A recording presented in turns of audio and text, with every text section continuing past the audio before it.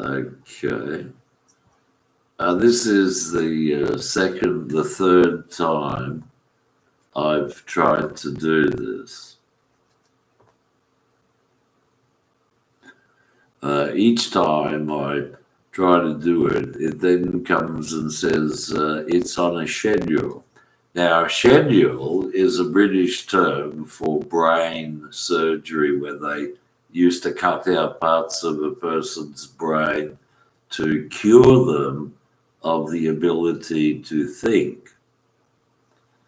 So that's unfortunate. Now, what was I saying? Oh, it's so complicated. What I was saying. It's about Bob Dylan. It's about Swami Kriyananda, who I just had to listen to on some of his talks. Swami Kriyananda was named Donald Walters, and when the guru collapsed and died at the banquet, the Last Supper and so on, they had the royal orders in Britain where they had the Queen or the King and big tables like Harry Potter and have a huge banquet. Well, it was a banquet for the English, Irish, the Indian ambassador who died at the table. Swami Kriyananda came up and said, "Oh my God, he's dead."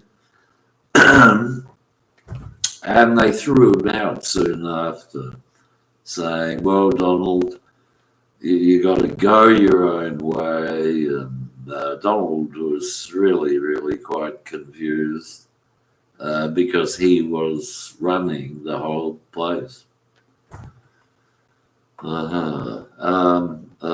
So what was I saying? Anyway, about Sarah. Let's talk about Sarah. Sarah's father was a professor of English. He was a migrant. He lived off Grasby Road. Now, what happened was the Labor Party came in, and the guy named Grasby, they introduced something like racism, officially defined in terms of ethnics. And so this ethnic and that ethnic and that ethnic. And Al Grasby, which meant that when Tim drove to the university, he'd have to think of, oh, I'm in Australia and it's full of ethnics, etc. Tim invited me or told me to come and visit him at his place in the hills, and he took what I wrote, or I can't remember. I think he took what I wrote, and said, "Oh, here's Sarah, and here's Helen Mary. I mean, Helen, the daughter. Helen Mary's a different Helen." About who, anyway. And so what happened was I immediately thought, well, of the two, seeing as how Helen's younger, smaller, and so on, she looks good. I wasn't thinking, well, I'll have to jump on her and rape her and go and stand for election as the premier and boast about how I raped her. And next thing I knew, after all that, what happened was Tim gave a special talk about cults to a very largely packed audience of 200, 300, 400 students in a lecture theatre about cults. And just 2 days ago, thinking about Tim, seeing as how he died in a car crash with his wife, and I must say that he made sure she kept in the background. I believe Tim had a son as well, but he also was kept in the background. Cults. Now, the Self-Realization Fellowship guru created, the thing he created for the Western world was Playboy magazine. Playboy magazine, where nude women, or some famous nude women, were photographed and shown semi-naked. And some terrible things happened to some of those semi-naked people, like Marilyn Monroe. They said that someone came in the middle of the night and shoved some drugs down her throat and gave her an overdose. And so JFK was saying, well, look, as the general scheme of assassinations go, I'm little more than a pastry, a French pastry. They'll do me just like that. I'm, they won't blah, blah, blah, kill, 50, 60 million people. They'll rub me out and I'll just be a pastry. And if I'm lucky, you'll be able to see a picture of my head being blown off and everything, and so on. But the thing, I forgot what I said. Oh, the thing is, Tim, the other day I was thinking about Professor Tim, and his talk about cults. And so the thing was that each edition of Playboy, each woman or each edition was a cult in itself. So the first one was Marilyn Monroe, that Hollywood actress who did some pretty, funny sort of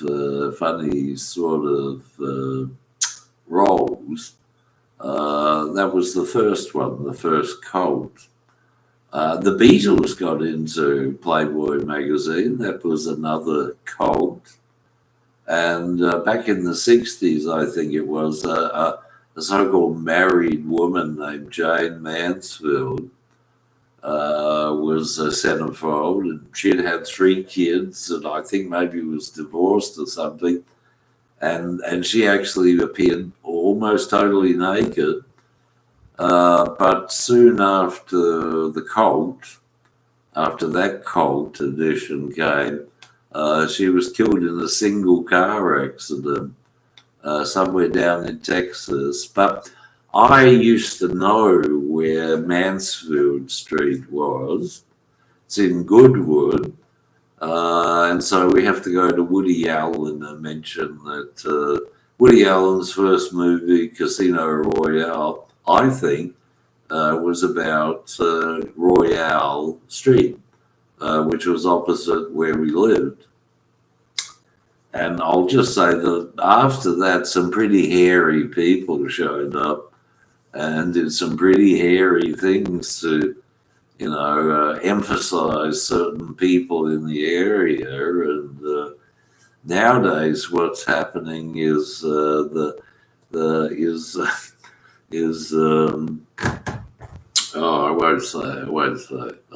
can't articulate it. I've lost the ability to speak. You see, I'm not actually speaking. That's my right arm on the screen. It looks like it's my left arm. What else was there? What was that? Oh, Swami Kriyananda, the Tramps.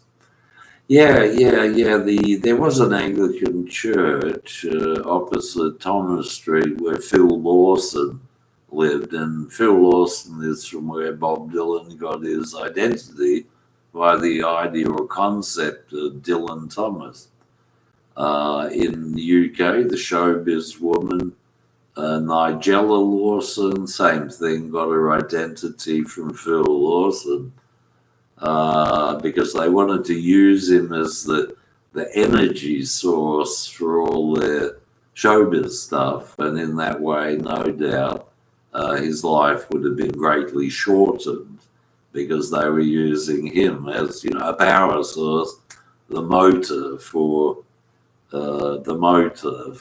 that particular thing. The government did that to other kids too. It was arranged by the government. Did that to other kids too, as well.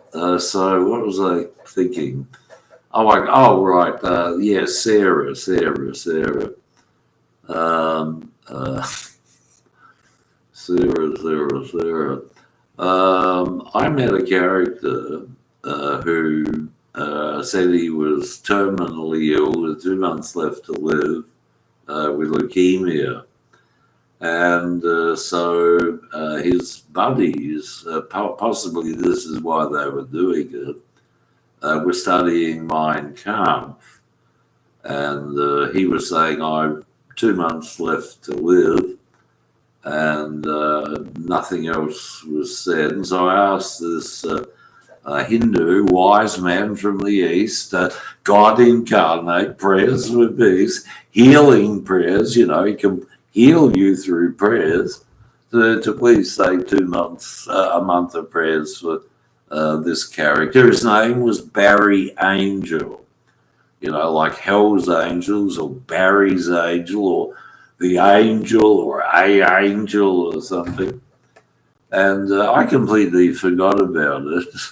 I completely forgot about it until I checked out Sarah's old boyfriend. Now, it could have been a trick. The guy with terminal leukemia could have dyed his hair and wore different clothes, and could have been the character who said that, oh, I was Sarah's boyfriend. Could have dyed his hair, wore different clothes. But the whole point about the perception was that Sarah's boyfriend was the white-looking guy with his blonde surfer type of hair, and I saying, "Oh yeah, I was Sarah's boyfriend," and and the leukemia guy had a totally different appearance, but physically, or they just for some reason looked to be identical. So I could go and visit Sarah, but she's informed me now that she's married with 3 children, and she's been hauled up before various Labor Party type of government places where, similar to what they did with Kennedy, say, where he's questioned, or where the Warren Commission goes on, and you got Warren Road here, it's a big road and all that stuff. There was a neighborhood watch guy. I'll give you a quick one about this guy, just to set the record straight. Back, someone kept coming into my place and taking personalized astrological silver charms. Not one, not 2, but 4 or 5 of them over, I don't know, 4-year period of time. They also would come in and see a drawing on the wall of silver and gold stars. And so they would then get BHP, which was the silver and gold mining company, to place their name on the house deed next door for 2 months. That sort of occult stuff. So I won't say anymore, but well, that's about all. The thing about the book Catcher in the Rye, just very quickly, I said this before, it's 13 minutes 50 seconds. Now, Catcher in the Rye is the book that the character who killed John Lennon after 2 years of being, drunk and drugs and all sorts of things, used Catcher in the Rye to say, I'm this character in the book. I am the Catcher in the Rye of my generation.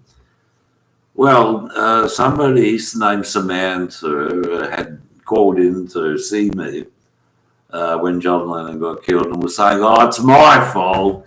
It's my fault he got killed. Oh, God, I'm just such a terrible person. My parents are communists. And, I'm just there. So I said, go away, Samantha, please. I want to go to sleep. And a couple of months later, after everything had sort of calmed down and it was all over and done, I needed to wash my clothes and dry them. So I went to a laundromat on Goodwood Road, and the name of the street happened to be the central idea in the book Catcher in the Rye of the name of the character. And so that made absolutely no sense at all. But what happened was an astrological charm happened to be left in the dryer. It melted. I saw what was in it. It was very biblical with a scroll, and then you had the spiraling that Yes sings about, and blah, blah, blah. And of course, I found that the wax used to keep everything in place, not sealing wax, a different type of wax was either red for males or pink for females. But I had already seen this new religion book, Modern Science and Mental Health, where he talks about something being pink. And so I realized that that's, it's, I won't say false witness, but the charms had pink or red wax inside of them, bearing false witness. So when it occurred that that's the name of the character in the book, Catcher in the Rye, there was a Christadelphian church opposite that wasn't there when Kennedy had been killed in 1964. And so far as Kennedy being a Berliner, now I like pastry. I prefer a Berliner, say, than a meat pie or a sausage roll. And so that's about all. I can't say any more now. I'll turn this off, and it's on for 70 minutes, and we'll see if it's been hacked or not. Cheerio and good luck. But I can't go and see Sarah. Well, I can't because she says she's married with 3 kids. And anyway, her hair's too short and, and blah, blah, blah. But I liked her younger sister, Helen. And so what the party did is have, what's his name, that guy who was in the cult, in the Playboy cult edition about the Beatles. They were in the cult. They were parts of Playboy cult. Do a song about Helen. But I had found her to be quite, I love to get my hands on her. And next thing I know, Sarah took me up to see her and said, "Oh, look, she's got a baby." And I said, "Hi, Helen, how are you doing?" And she looked up at me and said, "Oh, Daddy, my Father who art in heaven, here's my new baby. Will you bless it?" And I said, Helen, don't worry, it'll all be taken away from you by the British. And sure enough, the next thing Mr. McCartney did was a song about Helen, and never saw Helen again. You never know. She might have had 2 or 3 children.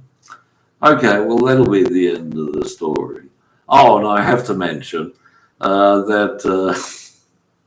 No, I won't mention anything. Oh, the education minister. Oh, this is 18 minutes, 56 minutes. Now, oh dear. I had a friend named Sandy who went to MLC. MLC, LC are my initials. It was called Methodist Ladies College. Methodism was a religion specifically created to start the nation of Australia, but politically it was the first communist nation on the planet. So I met a girl there named Sandy, and she'd take me to her place, and we'd go to the basement and write poetry together, but the government found out, and got Bob Dylan to do the Basement tapes, and they got a movie made called with John Travolta, Scientology guy, with the main actress Olivia Newton-John playing Sandy, and the Scientology guy, what's the name? Olivia Newton, his name, John Travolta playing the part opposite Sandy, and it was called Grease, and the reason it was called Grease is the state education minister's brother put grease on a train track and derailed the train, and he thought it was real funny, and the people he told about it, they thought it was funny too, because no one got killed. He was being a pacifist at the time, but he had been in war, and apparently when he was in war, he dropped bombs or something and killed lots of people. So he turned a leaf and became a pacifist and put grease on the train tracks and derailed the train, and nobody got killed. But that's what the movie was about, and they made $1 trillion. Okay, so that's the end of it. Okay, so now I'll say the Soham mantra, which is Hari Soham, Hari Mohan, Om. Okay, and now, okay, bye. Cheerio. Oh, it's such a pity, Sarah's. Such a pity, Sarah's.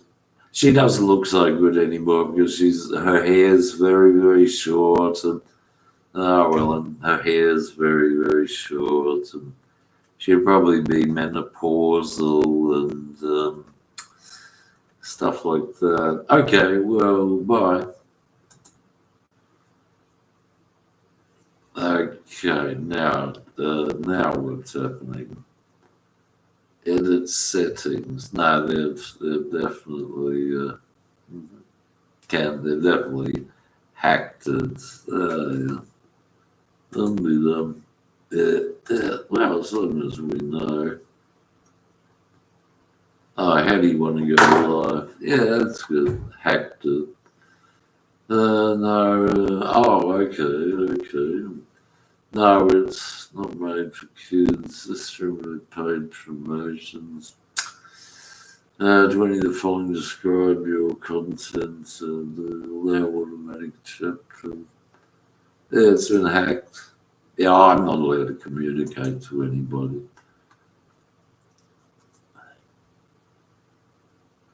Oh, it's the T. Oh, there we go. TM. Now, hang on. Oh, boy, there's a show how many viewers like this stream. Comments. Okay, save that.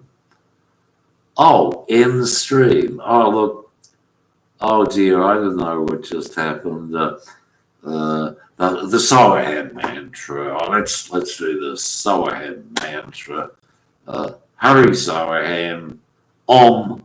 Hari Mohan. I'll tell you something about the Labor Party. They heard me saying that mantra, and they figured, oh, this is Hare Krishna. Let's bring in a new law and make it illegal for them to chant.